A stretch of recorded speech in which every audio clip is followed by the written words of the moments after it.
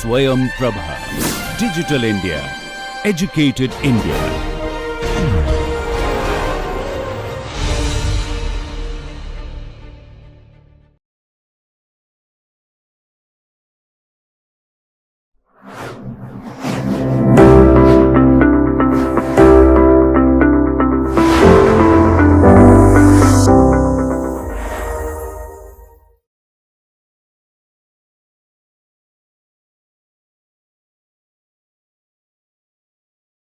With regard to innovation and service sector, literature also highlights the different type of approaches that can be taken by the firms.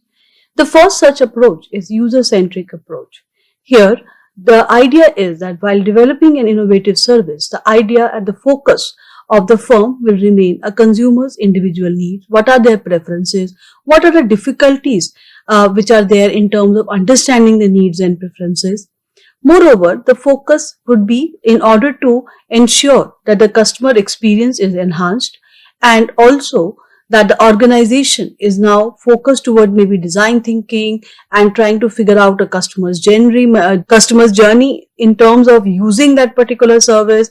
It may also entail some kind of an ethnographic research also, where you will look at an individual customer, how they approach a particular service, how they experience that particular service. Say, for example, you are developing a certain kind of an app which has to do with the travel, and there you identify that what are the different challenges which will be faced by the customer when they reach out to particular places, and how you will be trying to deal with those challenges as such. Overall idea is that the client is at the focus, and one very important characteristics of this user-centric approach is to undertake a feedback from the consumers and the loop between the ongoing feedback along with the innovation that is going on, in order to ensure that the product which finally comes into will be dealing with or will be catering to the requirement of the customers.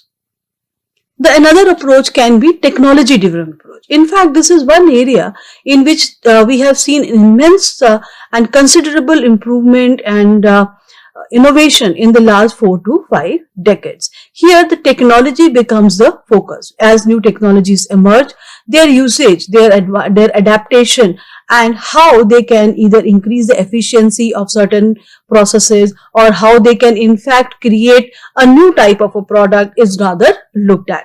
So when internet came into picture, clearly you see that people are able to now take much more advantages from it, which might have been envisaged at a particular time. In fact, at that time when it was being when it started. So the focus then become an internet, and then how that can further enhance the services which are given either to the customers or to the companies as such. So the focus becomes the technology. Now, if you think from a point of view of the current technologies which are coming into picture, AI, machine learning, IoT, blockchain, so then how we can use them maybe in the existing product, or we can introduce new product based on them, maybe through augmented reality, through virtual reality experiences, and as a result, innovation will happen in the service sector. The key focus of the companies tend to be the technology itself, and implication of the innovation can either lead to improvement in the service efficiency. It can maybe give them more personalized experience with respect to the service. It will increase the overall customers' experiences by creating more convenience for them. And this will be the business innovation approach.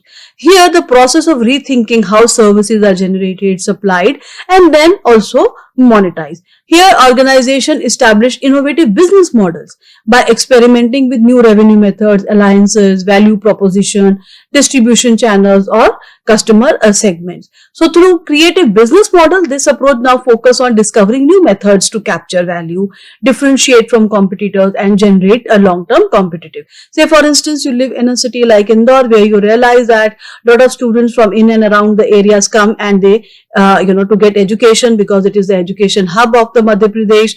Then you start with a particular facility to provide food late at a night, because you realize at that time not many food outlets are open and students might need late night snacking, so you introduce that kind of maybe a business model where your shops are open, or you provide the food service only from, let us say, 11 in the night to 4 in the morning. So again, the idea here is the business model itself and what the creativity related to that business model only. So then in this particular approaches, clearly the focus is to pick up the right project, and the right project can be user centric, could be business centric, or could be technology centric. The idea is once again to have effective process and adequate resourcing. There various dimensions also need to be taken into consideration, what will be the concept, value proposition, etc. And those are also similar to the way maybe you will look at the innovation that will happen in the manufacturing. Clearly the parameters used will be different. Classification that exists in the literature, it talks about low volume and high volume innovation, low variety, high variety, coming from the work of Johnston and Clark.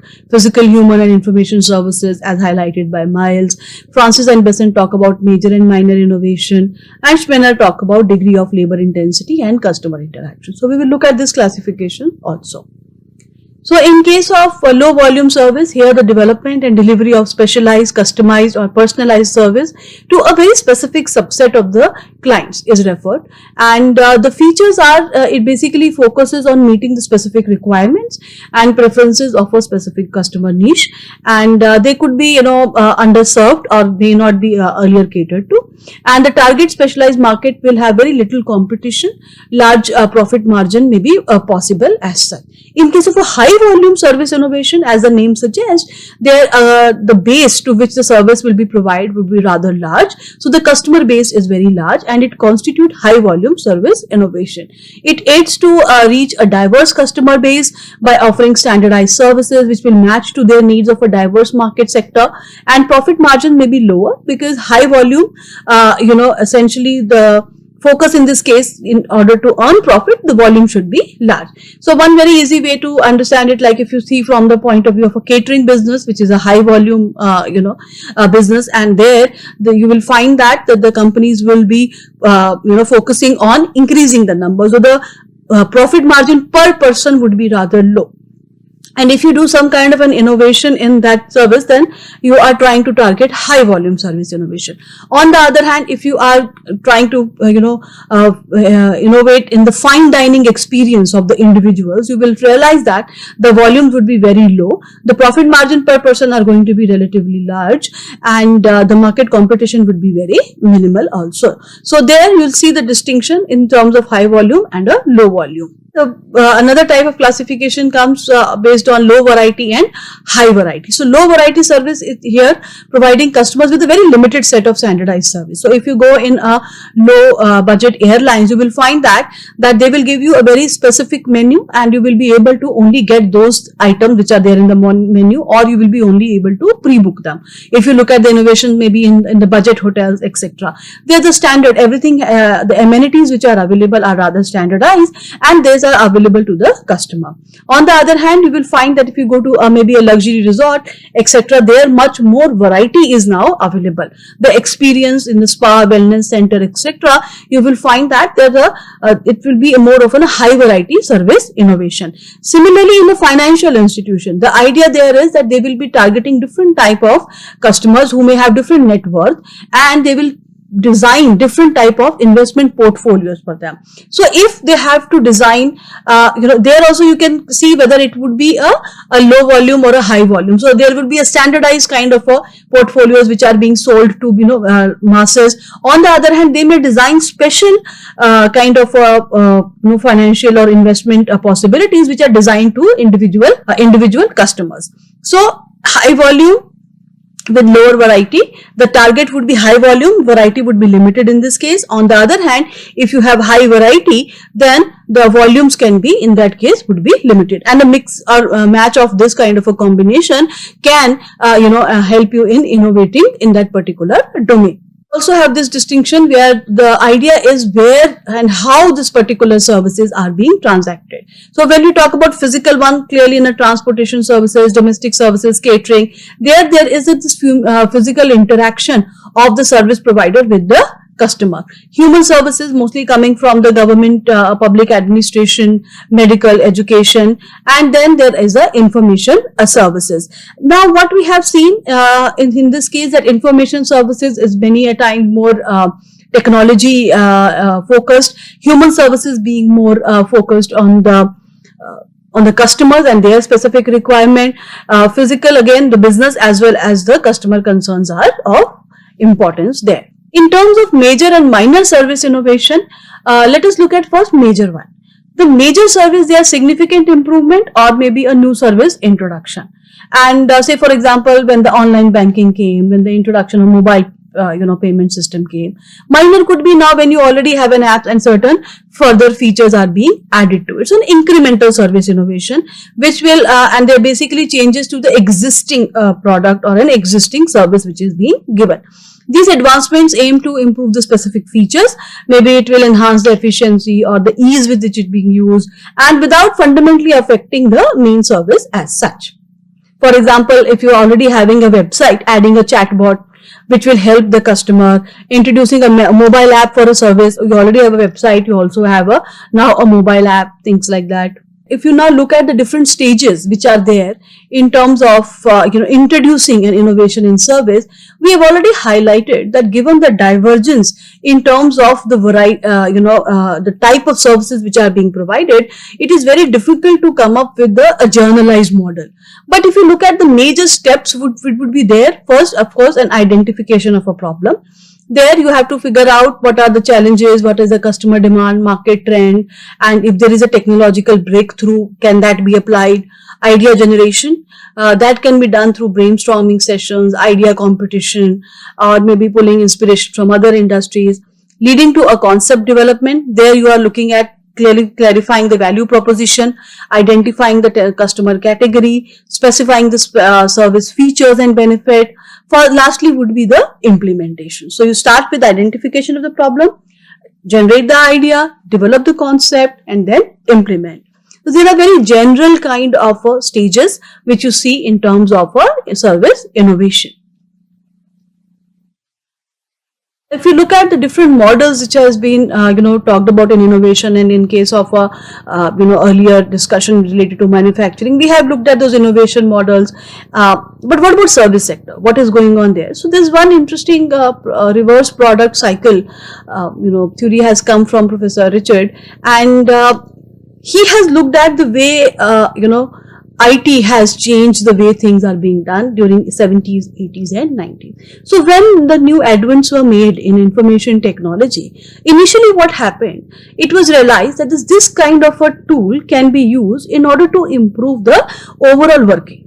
So the first thing which the companies and other organizations, institutions started to do, they begin with the computerization of their major record. So that helped them in improving the efficiency.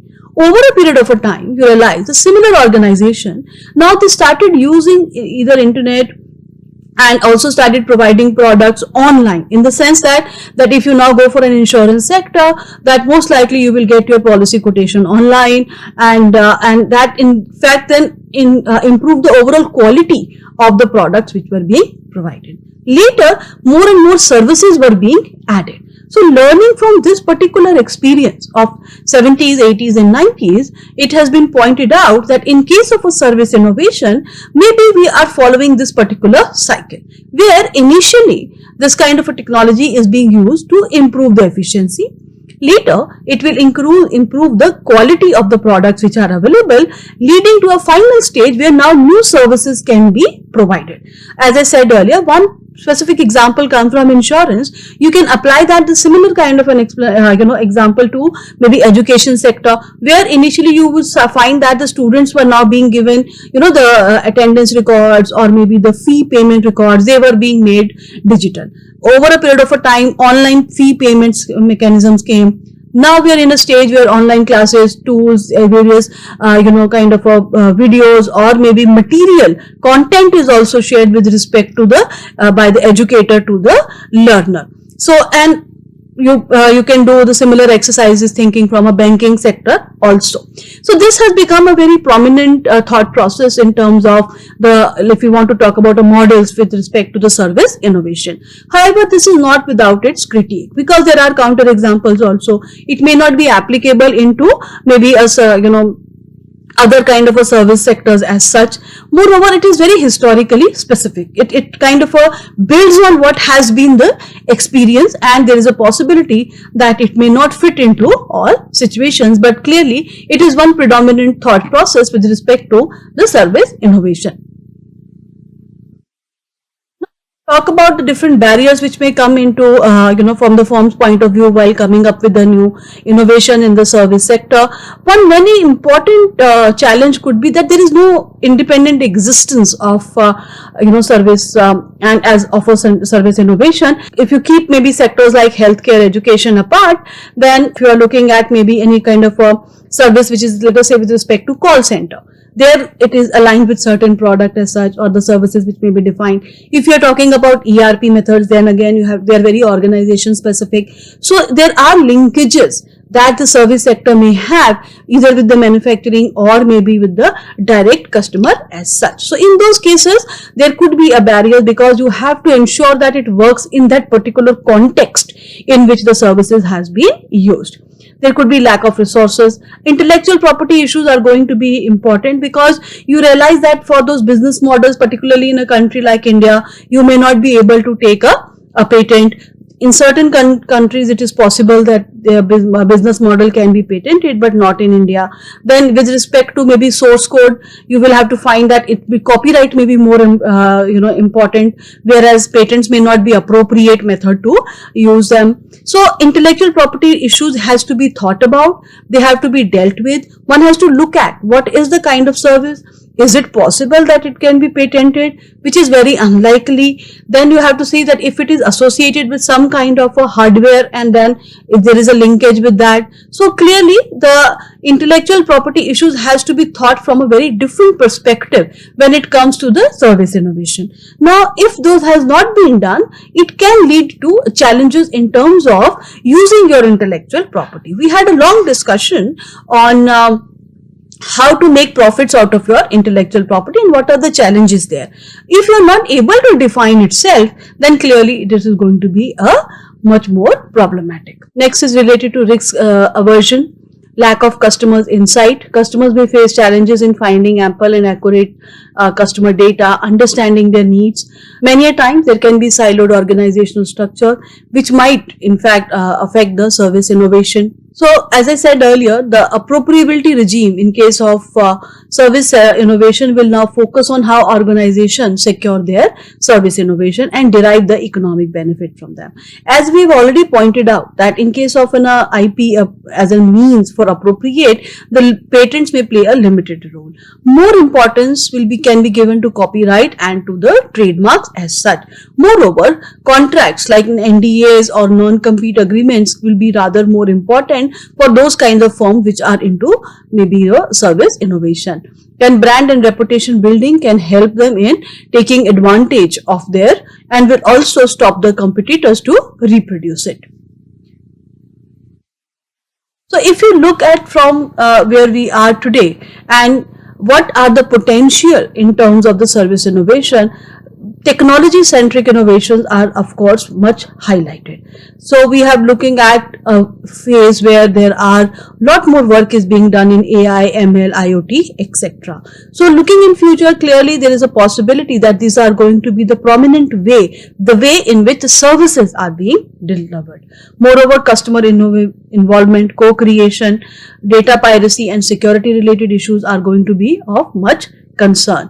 And augmented and virtual reality, it can be used by the businesses to create an immersive and interactive experience, product try-ons, virtual tools, remote help, etc. Customer centricity is definitely going to be important, and hyper personalization can be prioritized in order to give very customized services.